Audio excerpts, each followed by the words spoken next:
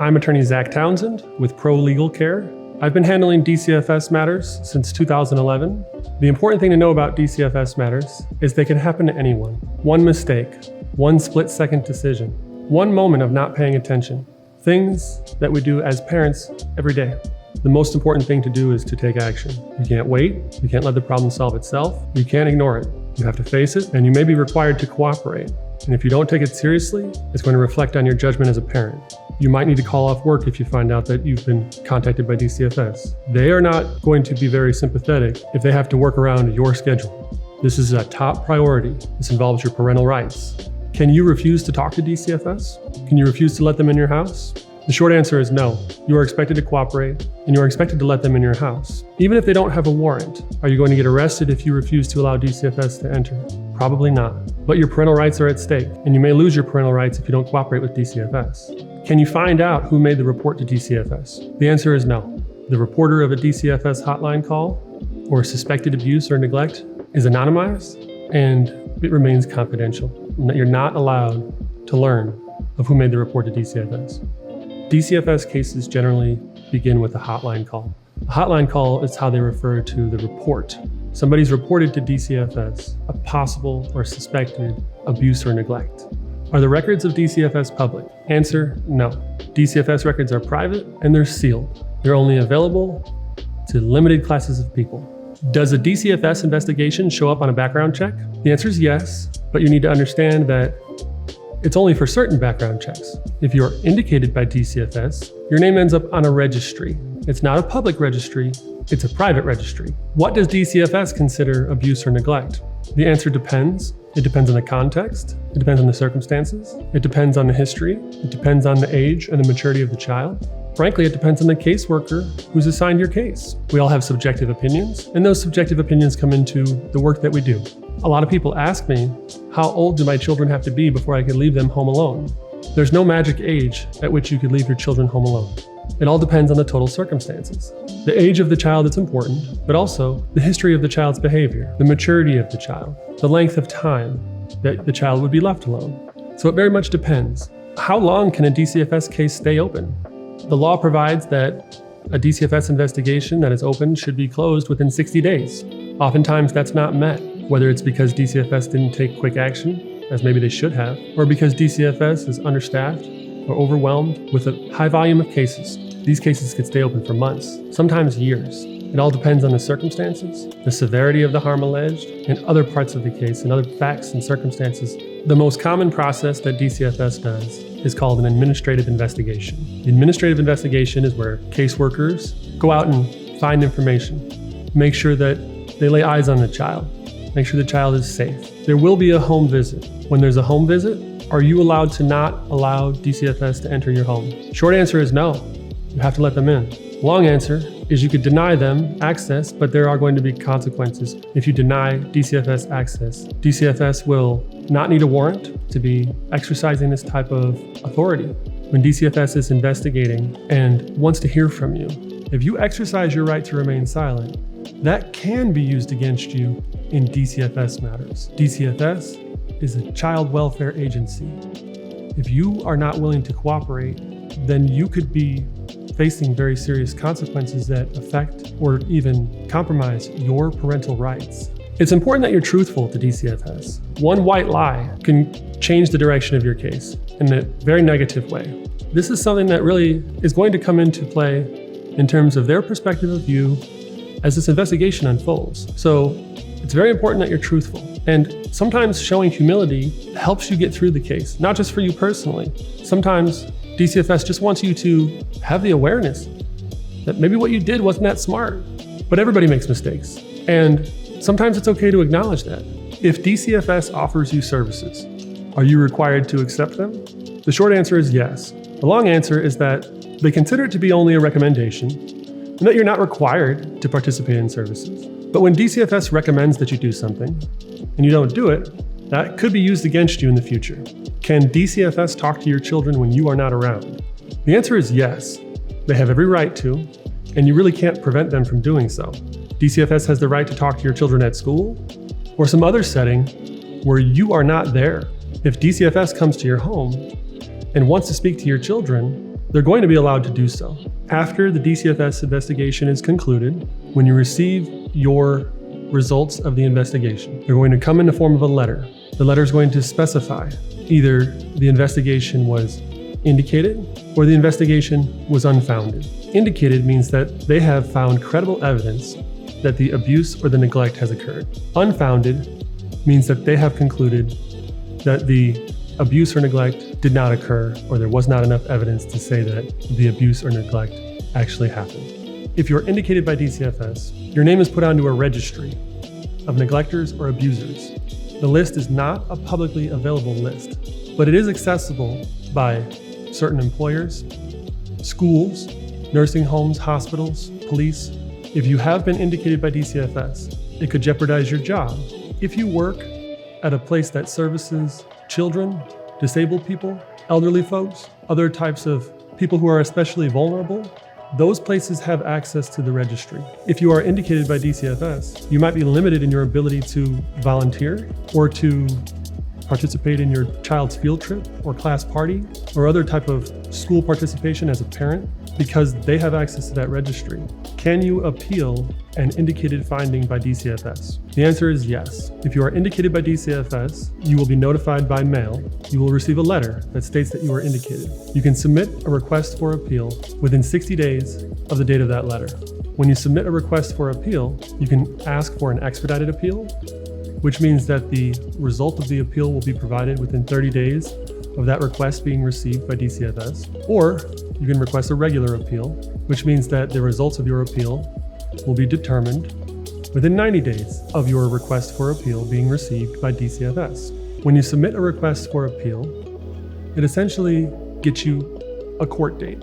Now, it is a hearing, there is a judge, and there is an opportunity for evidence to be presented, and it occurs all within the Illinois Department of Child and Family Services. So the judge that presides over your appeal works for DCFS. There will also be a DCFS lawyer that represents DCFS in the administrative appeal. The administrative appeal is not in a courtroom, but it very much feels like a regular courtroom. And sometimes it has more consequences than a regular courtroom. After an administrative appeal, the DCFS judge, known as an administrative law judge, will quote unquote take the matter under advisement. That means that the decision will not be made right away as to whether or not you won your appeal. The decision will come to you within 45 to 60 days after the administrative hearing takes place. Once you exhaust your administrative remedies, meaning the administrative law judge has denied your request for appeal, then you could bring the case in circuit court. This is in state trial court. You can request an appeal in circuit court. You have a very short time frame after the administrative decision is returned. This is where you actually have a lawsuit against DCFS. This is where you say that the outcome of the administrative investigation was arbitrary, was an abuse of discretion, the indicated finding should have never been found, and the appeal that you did administratively should have been granted, but it was not. When you are in the process of the administrative investigation, you sometimes are requested, will you enter this safety plan? A safety plan is an agreement where you agree to follow certain rules that DCFS imposes on you.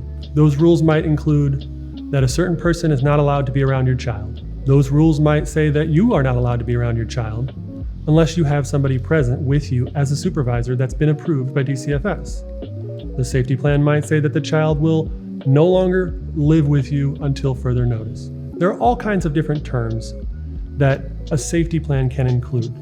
Sometimes, if you refuse to enter a safety plan, DCFS will then bring the case to court through the state's attorney. And if you have to go to court for your DCFS matter, then something has gone terribly wrong. If DCFS decides to take your children into protective custody, they can do that, but within 48 hours. That doesn't include weekends, and it doesn't include court holidays. They are required to have what's called a shelter care hearing. A shelter care hearing is what decides whether or not the children will be removed on a temporary basis to be essentially in foster care.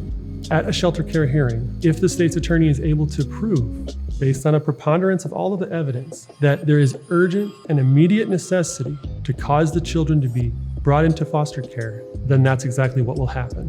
It's extremely important that if you have any type of notice or knowledge of a shelter care hearing that occurs, that you prepare and that you be proactive and that you be present and that you appear with counsel. If the state's attorney is able to show that there is urgent and immediate necessity to remove your children from you, then that's what will happen. And the system will place the children with a close family friend, a family member preferably, a relative, or perhaps if that's not available, what's called traditional foster care. The Department of Child and Family Services will have the discretion to place the children with who they believe to be appropriate. So if you lose at your shelter care hearing and the DCFS judge who presides in the juvenile abuse and neglect case, they do not decide where the children should go, that authority is given to DCFS, who has discretion to place the children with a responsible relative. After the shelter care hearing, you will be given another court date. The court date will be possibly for adjudication, which is where the judge and the court makes a determination that this child was abused or this child was neglected. There may also be a hearing scheduled for what's called a permanency review. A permanency review is to decide, have you made the progress that you need to make, and have you taken the steps that cure the conditions that caused the case to come into court. So as part of your DCFS matter that's in juvenile abuse and neglect court, you're going to receive what's called a service plan. Your service plan is going to have your requirements of you as part of this case. When you are in juvenile abuse and neglect case, you essentially are expected to prove your compliance. They want to hear, have you cooperated? Have you done the counseling that's required of you? If there's an assessment that needs to be done, have you participated in that assessment? If you have to take a drug test, did you take the drug test? Did it come back clean? If you don't take a drug test that you're required to take, it's considered to be dirty. Your service plan should also include possible visitation options. So you should have visitation with your children. Even if they've been taken from you, you should have an opportunity for visitation. And if you don't take that visitation, that might be used against you too. But if you're recommended or required to do any of these services, then if you don't, it will be used against you in the future. When you return to court for your permanency review, the judge will assess whether or not you've made progress and whether you've put forth efforts. You can have a situation where you put forth reasonable efforts, but your reasonable progress is not really made. What you want to do is to have reasonable efforts made and reasonable progress made. And the worst option is to have neither reasonable efforts nor reasonable progress made. And that's part of where you need to listen to what DCFS recommends of you. You need to follow the service plan. You need to, quote unquote, get the help you need to be able to be in a place where they feel comfortable returning the children home to you. After you get your children back, or after the case ends, can you sue DCFS? The short answer is no. Except in extraordinarily rare circumstances of corruption, there's no opportunity for you to actually sue DCFS. Some people want to know, can you sue the person that has made a false report to you to DCFS? Frequently, the person that makes a report to DCFS is what is known as a mandated reporter. A mandated reporter is a person who is in a special position of trust, which requires them to notify DCFS if they have information of suspected child abuse or neglect. There are a variety of mandated reporters: teachers, counselors, medical workers. A therapist is a mandated reporter. A police officer is a mandated reporter.